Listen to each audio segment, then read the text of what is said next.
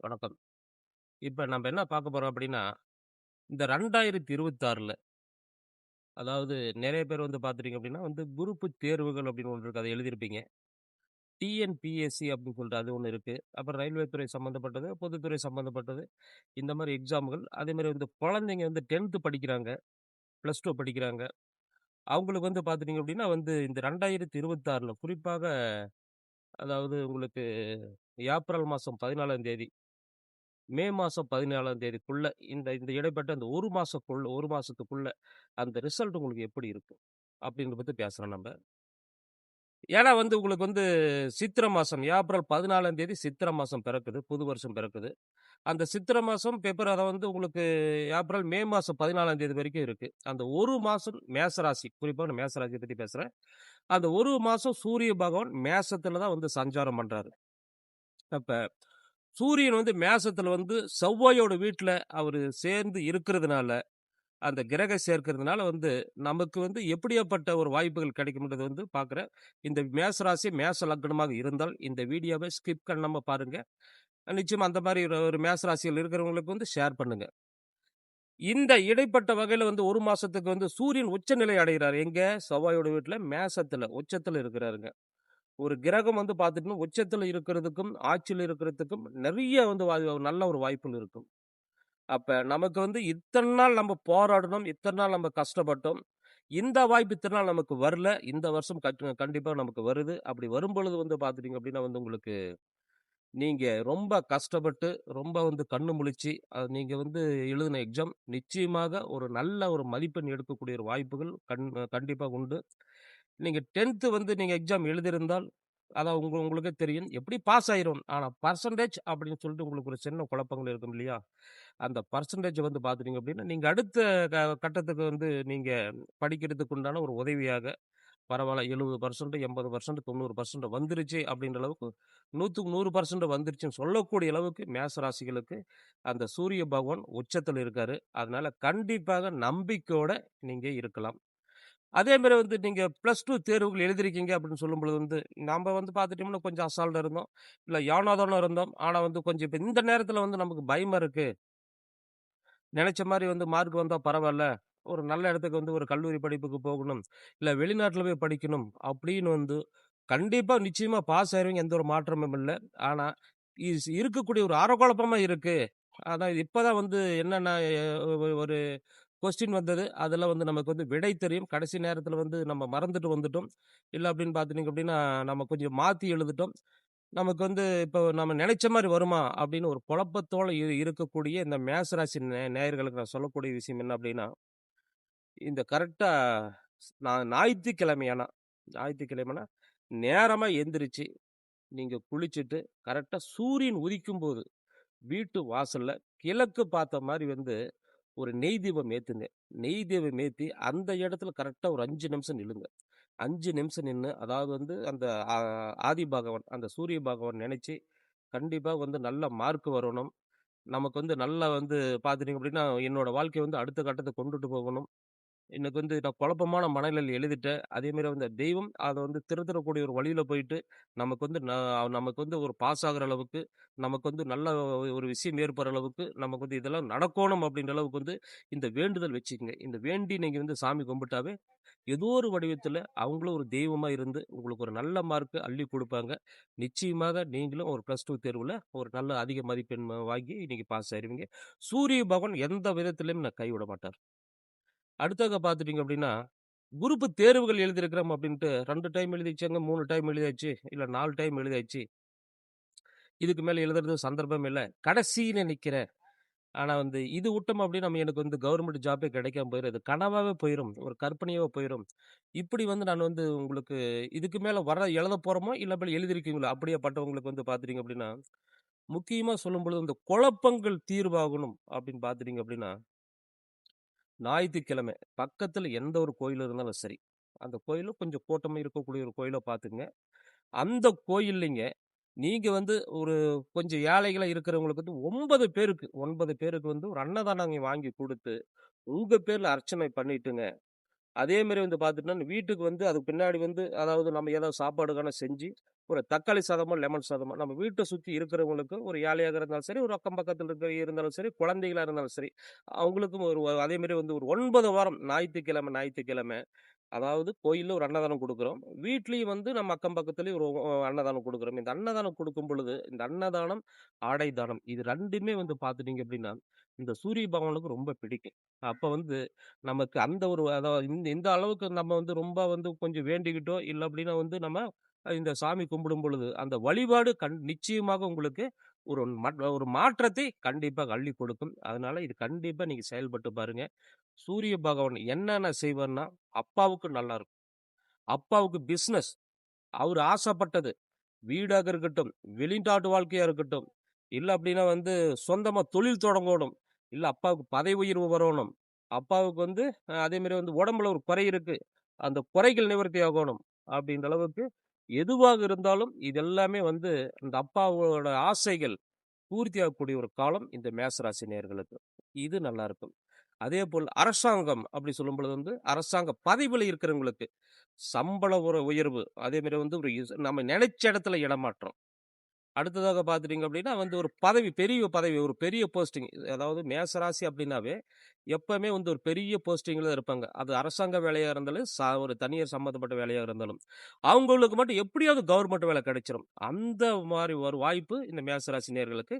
அப்ப இந்த ஏப்ரல் மாசத்திலிருந்து மே மாசம் 15ஆம் தேதிக்குள்ள இதெல்லாம் ஒரு சம்பள உயர்வு, பதவி உயர்வு இது எல்லாமே வந்து இந்த மேசராசி நேயர்களுக்கு ஈஸியாக கிடைக்கும்.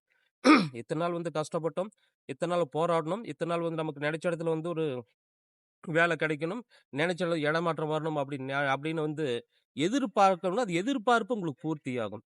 இல்லத்தரசிகளா இருந்தாங்க அப்படின்னா, இந்த இந்த அதாவது வந்து உங்களுக்கு இந்த ஒரு மாசம் கண்டிப்பாக நல்ல ஒரு மாற்றங்கள் நமக்கு வரும். சூரியன் உச்சத்தில் இருக்கும்போது நம்ம பயன்படுத்திக்கணும். நாம செய்ய வேண்டியது ஒண்ணே ஒண்ணு. அதாவது வந்து காலையில டெய்லியும் எந்திரிக்கும் பொழுது, கரெக்ட்டா இத்தன நாள் கொஞ்சம் லேட்டா எந்திரிப்பீங்க. 7 மணி 8 மணிக்கு எந்திரிக்கிறோம் அப்படின்னா, இந்த சித்திரை மாசம் மட்டும் சித்திரை வந்து பார்த்துட்டீங்கன்னா பிறக்குது. அதாவது வந்து உங்களுக்கு ஏப்ரல் 14ஆம் தேதி பிறக்குது. 14ஆம் தேதி நைட்லயே சரிங்களா, 13ஆம் தேதி நைட்லயே முக்கணிகள் அ மாங்காய், கொய்யா, அப்புறம் வந்து வாழைப்பழம் ஏதோ ஒரு கனிகள். இது ஒரு ஆரஞ்சு, ஆப்பிள் கூட இருக்கலாம். 3 கனிகள் இருக்கணும். வாங்கி வச்சிருங்க. முக்கணிகள் கம்பல்சரி இருக்கணும். அப்புறம் வாழைப்பழம் ஒரு சீப்பு, அப்புறம் வந்து ஒரே ஒரு தேங்காய், ஒரு தீபம் ஏத்துறதுக்கு ஒரு 5 முக பஞ்ச விளக்கு. அது நீங்க வாங்கி அது ரெடியா வச்சுக்கங்க. அடுத்தது பார்த்துட்டீங்க அப்படின்னா, அது ஏத்துறதுக்கு நெய் வாங்கிக்கங்க. நெய் தீபம் சீக்கிரம் நமக்கு வந்து ஒரு அருள் கிடைக்கும். இதெல்லாம் வாங்கி வச்சுட்டு, காலையில அதாவது சித்திரை 1 காலையில பிறக்குது இல்லைங்களா? 5 மணிக்கெல்லாம் நீங்க ரெடி ஆயிக்கங்க.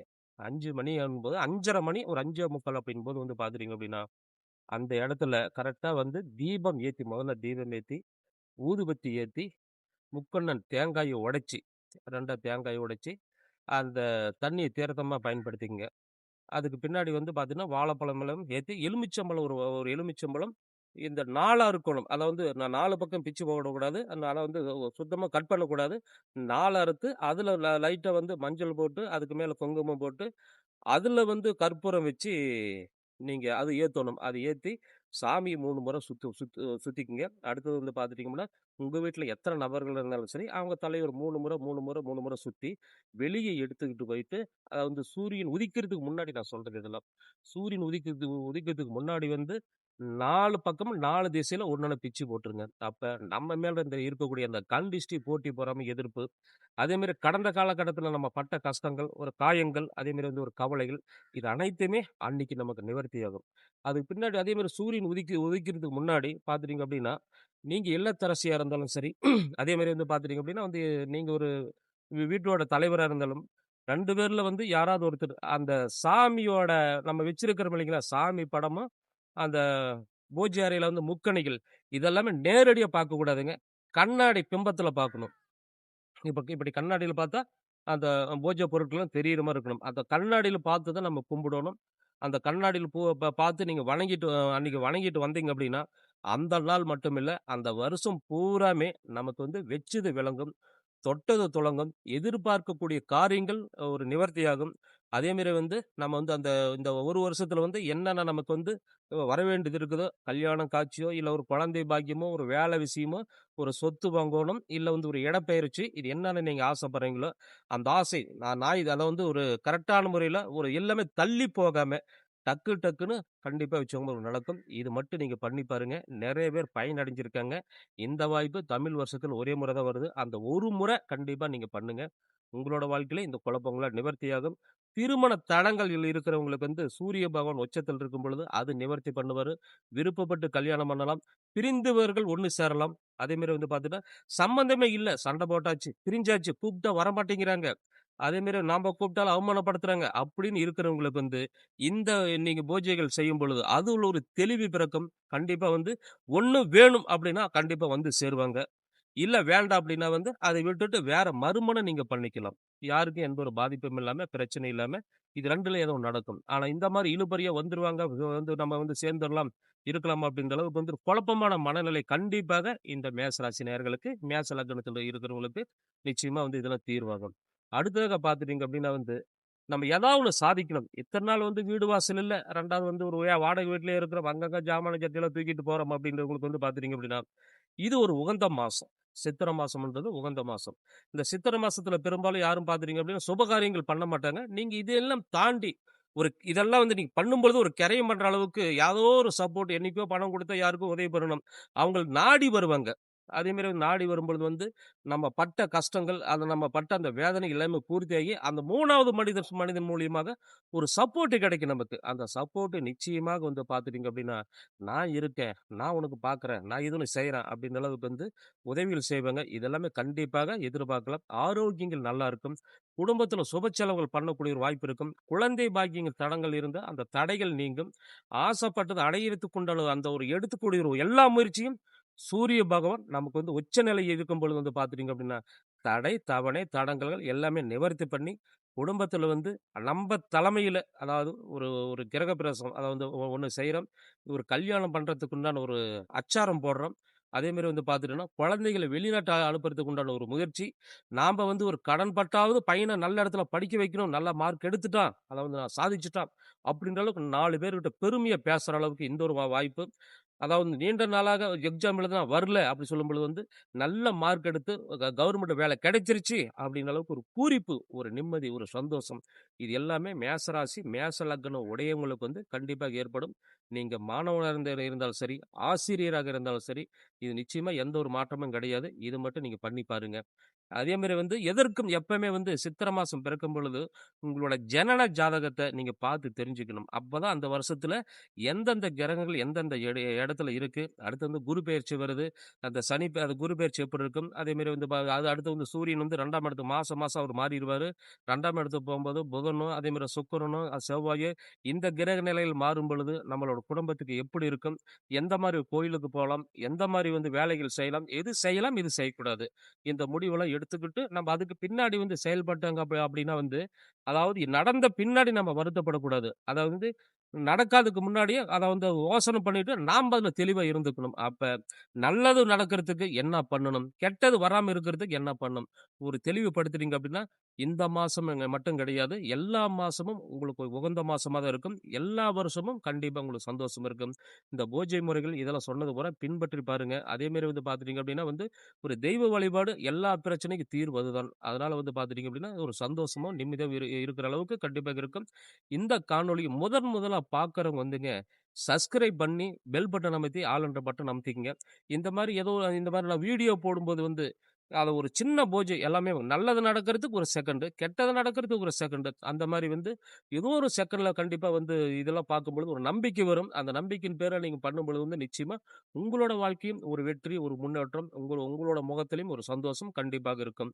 இந்த இந்த காணொளி 4 பேருக்கு ஷேர் பண்ணுங்க. மேஷ ராசி இருந்தது அப்படின்னா வந்து 4 பேருக்கு வந்து சொல்லுங்க. கண்டிப்பா இவங்கலாம் பார்த்து தெரிஞ்சுக்கட்டும். அதேமாரி வந்து நான் சொன்னக்கூடிய அந்த பூஜை முறைகள் எப்படி சாமி கும்பிடுறதுன்னு சொல்லியிருக்கேன். இது கண்டிப்பா நீங்க செஞ்சீங்க அப்படின்னா வந்து உங்களோட மகாலட்சுமி யோகம், அதேமாரி வந்து அந்த சித்திரை மாசத்துல வந்து பார்த்துட்டீங்க அப்படின்னா, சூரிய பகவானோட ஆதிக்கம் இதெல்லாமே கண்டிப்பா உங்க குடும்பத்துல இருக்கும். ஸ்ரீ கொடுங்கலூர் பகவதி அம்மன் ஜோதிட நிலையம், வாளையார் வாளையார், பாலக்காடு மாவட்டம். நன்றி, வணக்கம்.